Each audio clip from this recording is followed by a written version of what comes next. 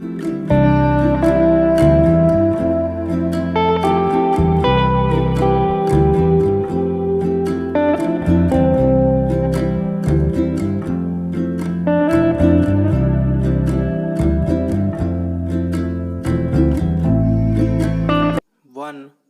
2 3 start.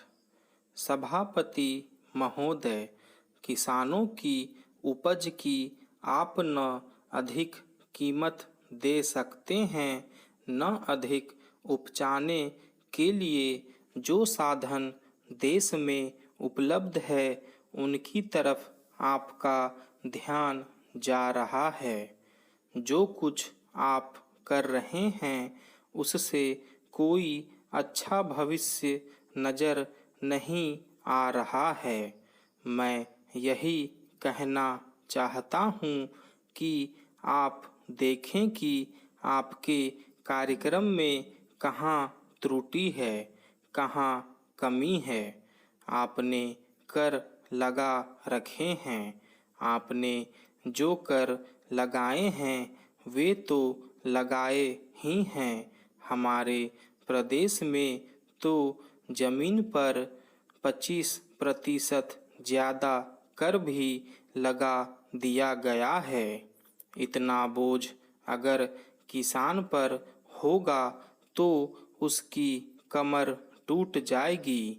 वह पहले से टूटी जा रही है, लेकिन वे इन करों को देने के लिए भी तैयार हैं।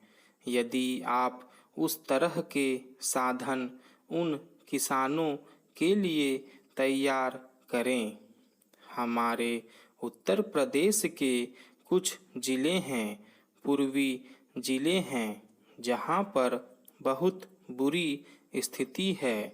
हमारे सदन के एक सदस्य ने रो रो कर आपको यह बताया था कि वहाँ लोगों को 2 रुपये मजदूरी में मिलता है।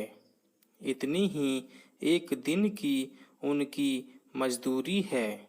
सरकार ने एक आयोग की नियुक्ति की थी ताकि वहाँ पर कुछ विकास के कार्य किए जाएं। वह योजना भी अब खटाई में पड़ गई है। आपका ध्यान इन समस्त चीज़ों की ओर कैसे दिलाया जाए, कैसे आपका ध्यान इन सभी कठिनाइयों की ओर आकर्षित किया जाए, समझ में नहीं आता है। यातायात के साधनों की स्थिति यह है कि ट्रेनों में दूसरे दर्जे में भीड़ भाड़ का कोई ठिकाना नहीं है, उसकी कोई सीमा नहीं है। हर रोज़ ऐसा मालूम पड़ता है कि कोई मेला चल रहा है। आपके पास अच्छे इंजन हैं, अच्छे गति वाले इंजन हैं, लाइन भी अच्छी है, तो क्यों नहीं दूसरे दर्जे के अधिक डिब्बे लगाए जाते हैं। लोगों को कुछ सुविधा मिल जाए, वह काम नहीं किया जा रहा है। आपको किसान की देहात में रहने वाले आदमी की मजदूर की परवाह नहीं है, जो समस्त कठिनाइयों को झेलता है। आपके सारे कार्यक्रम को पूरा करने की उसमें कहाँ से शक्ति आएगी, कैसे वे अधिक अन्न उपजाकर आपको दे सकेंगे। आप इन सब पर सोच विचार करें। आपने बड़े बड़े फार्म बना दिए हैं, क्या उन्हें आपके फार्म से कोई लाभ मिल रहा है? सभापति महोदय, सरकार ने कई कृषि फार्म खोले हैं।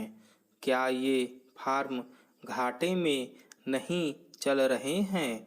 अगर सारे खर्च जोड़ दिए जाएं, बड़े बड़े अधिकारियों के वेतन जोड़ दिए जाएं, तो पता चलेगा कि सारे ये कृषि फार्म घाटे में चल रहे हैं।